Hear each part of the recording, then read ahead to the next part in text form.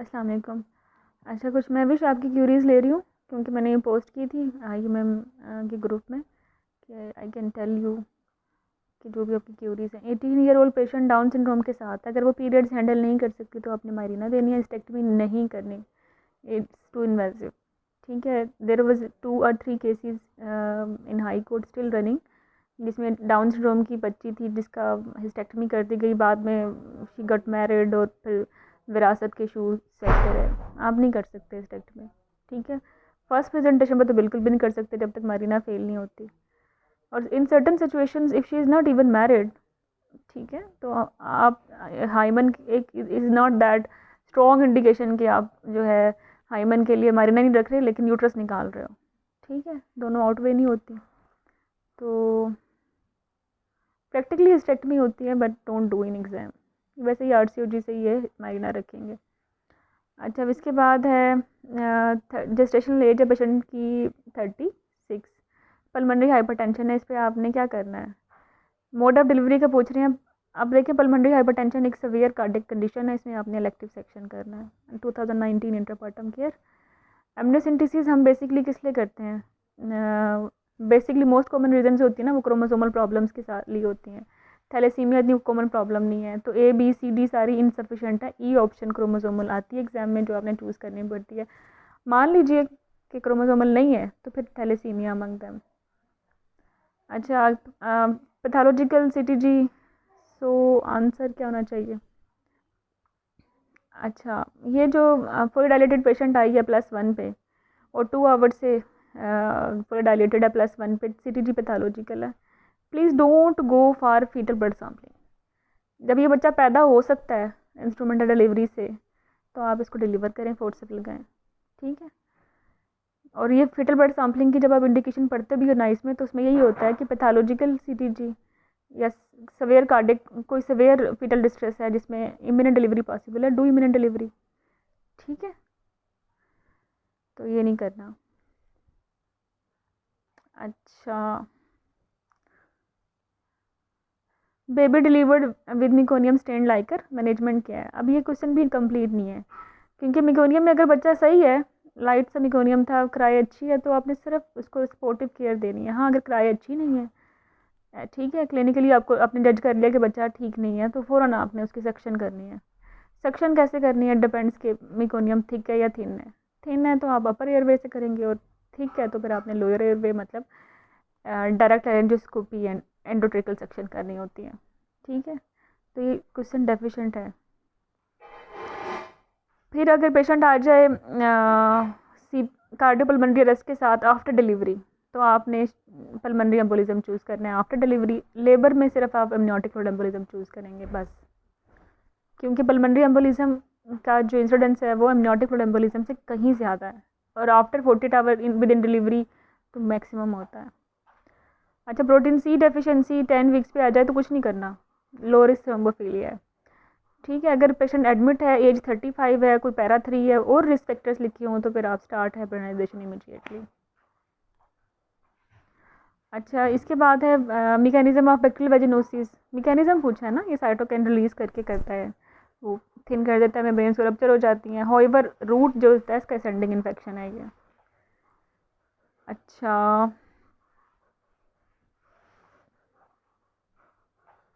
Ma'am concise contraception like HMB वोन विलिबेडेंट disease, इनमें क्या करना है, डिपेंड के आपके पास ऑप्शंस क्या हैं।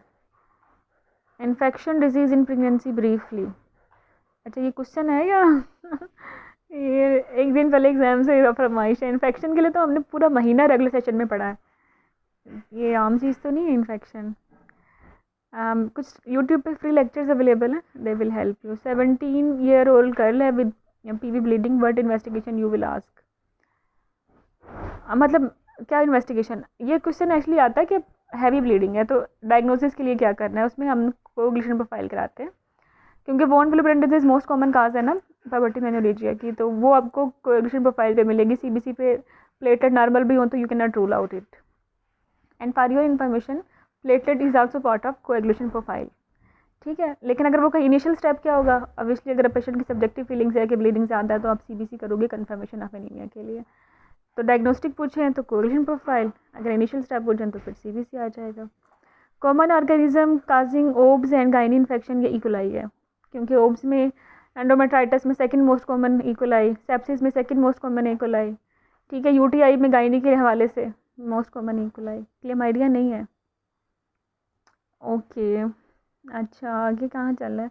Antenatal screening recommended for HCV और रूबेला। HCV रूबेला जो है वो स्क्रीनिंग जो है हम करवाते हैं, इनसाइड प्रेगनेंसी नहीं कराते, प्री कंसेप्शनल पीरियड में करवाते हैं। अगर प्री कंसेप्शनल पीरियड में आए तो आप रूबेला चूज़ करेंगे। Once she is pregnant then you will go for HCV। HCV जो है थोड़ा सा इस तरह से है कि यूनिवर्सल स्क्रीनिंग मेथड नहीं है। इधर पाकिस्तान में या फिर CPSP के एग्ज़ाम में यूनिवर्सल है, क्योंकि हमारे यहाँ प्रीवलेंस ज़्यादा 10% है, तो प्रीवलेंट एरियाज़ में ये जो है वो कॉमन है। तो अपने बायो डाटा के मुताबिक HCV चूज़ करें। आप लोग बच्चों ने क्या ऑप्शन की हुई हैं इसमें।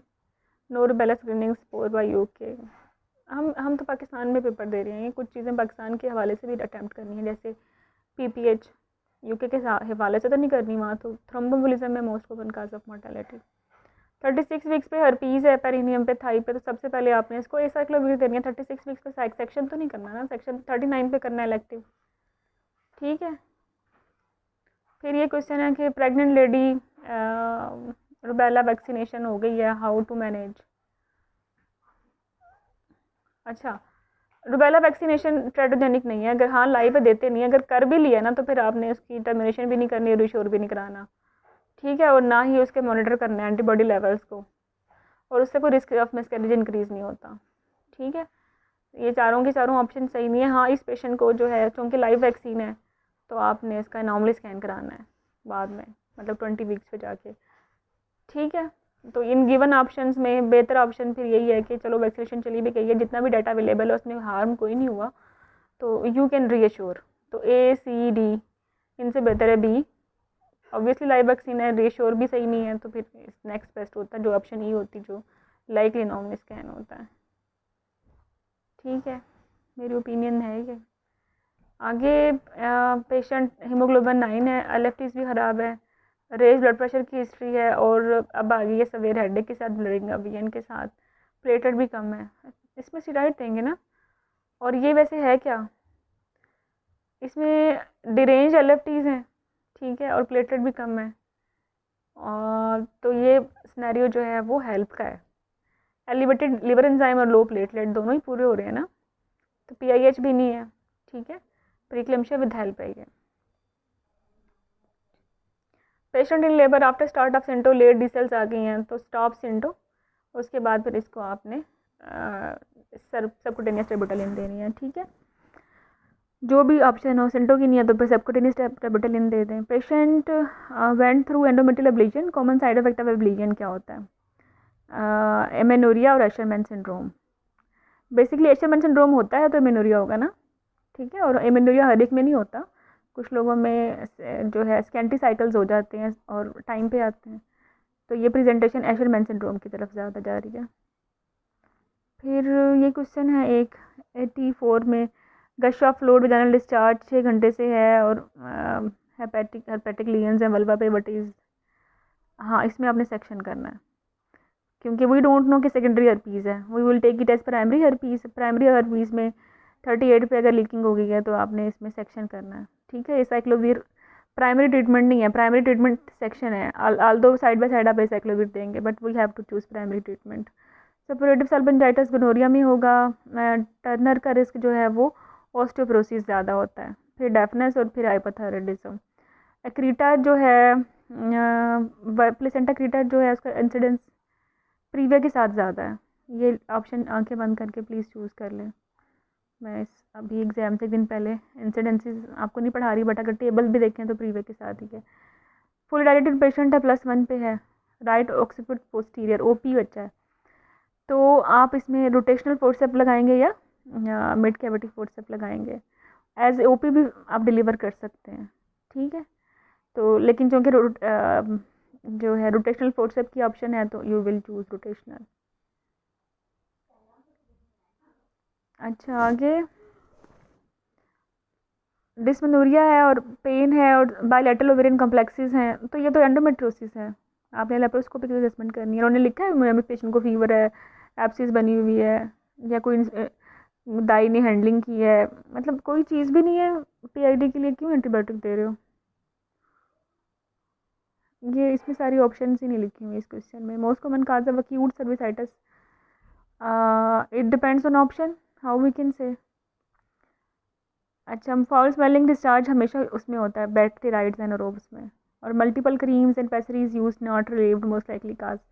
इसमें सर्विक्स अगर नॉर्मल है और फाउल स्मेलिंग डिस्चार्ज है, ठीक है, तो you will choose bacterial vaginosis. अगर सर्विक्स एबनॉर्मल है तो आपके पास दो चॉइसेस होती हैं, क्लेमाइडिया की और ट्राइकोमोनास की। तो क्लेमाइडिया ज़्यादा होती है ट्राइकोमोनास की निस्बत, दोनों में सर्विक्स ख़राब हो सकती है। उसमें स्ट्रॉबेरी सर्विक्स होती है और उसमें क्लेमाइडिया में होती है फॉलिकुलर सर्विसाइटिस। ये क्वेश्चन भी हम कर चुके हैं। पेशेंट को एमेनोरिया भी है, लेक्टोरिया भी है, पिट्यूटरी भी नॉर्मल है, तो सबसे पहले बीटा एसिडी करना है, प्रेगनेंसी रूल आउट करनी है, उसके बाद पीसीयू है, फिर उसके बाद आएगा प्रोलैक्टिन। ओके, आगे क्वेश्चन नंबर 16 है। पेशेंट पीवी डिस्चार्ज के साथ आई है और सेप्सिस का सिनेरियो है, तो इसमें आपने जीबीएस चूज़ नहीं करना है, बेसिकली प्रिंटिंग एरर है, ये गैस लिखा हुआ है, ठीक है, इसको ठीक करें। आगे 81 क्वेश्चन है। Patient with history of PTL came with complaint of over due 5 weeks menorrhoea, pain भी है, यूपीटी भी पॉजिटिव है, तो आपने क्या करना है? तो बेटा सिटी कराना है, एक्सपेक्टेड मैनेजमेंट करनी है, अल्ट्रा बेटा सिटी आफ्टर 1 वीक। ये इस क्वेश्चन में होना चाहिए था लेप्रोस्कोपी। वी डोंट नो कि कितना पेन है, until unless they are not saying mild pain, you can't say. अगर यूपीटी पॉजिटिव है और पेन एब्डोमिनल मेनोरिया, सबसे पहले टीवीएस, ठीक है, टीवीएस की ऑप्शन नहीं है तो फिर गो फॉर लेप्रोस्कोपी, क्योंकि बेटा सिटी तो हो चुका है ना, सिम्टोमेटिक कंडीशन नहीं है, पेशेंट सिम्टोमेटिक है, पेन के साथ है। बीटा सी तब कराते हैं जब आपने डिसाइड करना हो कि ट्रीटमेंट क्या करनी है, मीथो देनी है या एक्सपेक्टेंट करनी है या ओपन करना है। लेकिन एट एनी कंडीशन पेशेंट अगर सिम्टोमेटिक है तो फिर आपके पास तो एक ही चॉइस है, ओपन इट, ठीक है। ये ऑप्शन जो है ना ठीक नहीं लिखी हुई। अगर पेन नहीं है और यूपीटी पॉजिटिव है तो फिर आपने इंटरयूट्राइन कंफर्मेशन करने के लिए, एक्स्ट्रा यूट्राइन कंफर्मेशन करने के लिए टीवीएस करवाना था, ठीक है। मान लीजिए टीवीएस में एक्स्ट्रा यूट्राइन आ गई है और पेशेंट सिम्टोमेटिक नहीं है, तो फिर आपने बीटा सिटी कराना है। 76 और 78 में क्या है? ग्रेविडा 4 32 वीक्स पे पेन एब्डोमेन है और बीपी भी ज़्यादा है, सडन ऑनसेट और शॉर्टनेस ऑफ ब्रेथ हो गई है, तो ये क्या है, इजेक्शन फ्रैक्शन भी कम हो गई है। तो what are the risk factors for this condition? इसमें ऑप्शन नहीं लिखी हुई, बट सिनेरियो से लगता ये कि ये अब्रप्शन हुई है, अब्रप्शन में पेन हो गया, अब्रप्शन में पेशेंट को जो है बीपी अगर हाई है, अगर बहुत ज़्यादा हाई है और ये एमआई का सारा पीछे जा रहा है, ये तो ये फिर उसमें जाएगी ना, पल्मोनरी एम्बोलिज्म की तरफ जाएगी, ठीक है। ऑप्शन लिमिटेड है, आई कांट से एनीथिंग। दूसरा ऑप्शन ये है कि 32 पे पेशेंट आ गई है, 2 ऑफ पीवी ब्लीडिंग, अल्ट्रासाउंड पे प्लेसेंटा अपर सेगमेंट है, एब्डोमेन सॉफ्ट है, बीपी भी सही है, तो क्या होगा? ये अब्रप्शन है। अब्रप्शन में लाइकली जो है सॉफ्ट एब्डोमेन नहीं होता, वाजा प्रीविया, उसमें आईओडी हो चुकी होती है, मीन्स रप्चर ऑफ मेम्ब्रेन के साथ ब्लीडिंग, और बच्चा लाइकली आईओडी के साथ या डिस्ट्रेस के साथ होता है। प्लेसेंटा सैचुरेट पीपीएच के साथ आते हैं, तो सर्कमवेलेट एक्सक्लूड करें तो यही बनता है, ठीक है। सर्कमवेलेट यूजली इसकी कॉम्प्लिकेशन एपीएच होती है, पल्स भी ज़्यादा है, तो सर्कमवेलेट एब्रप्शन के साथ भी आता है।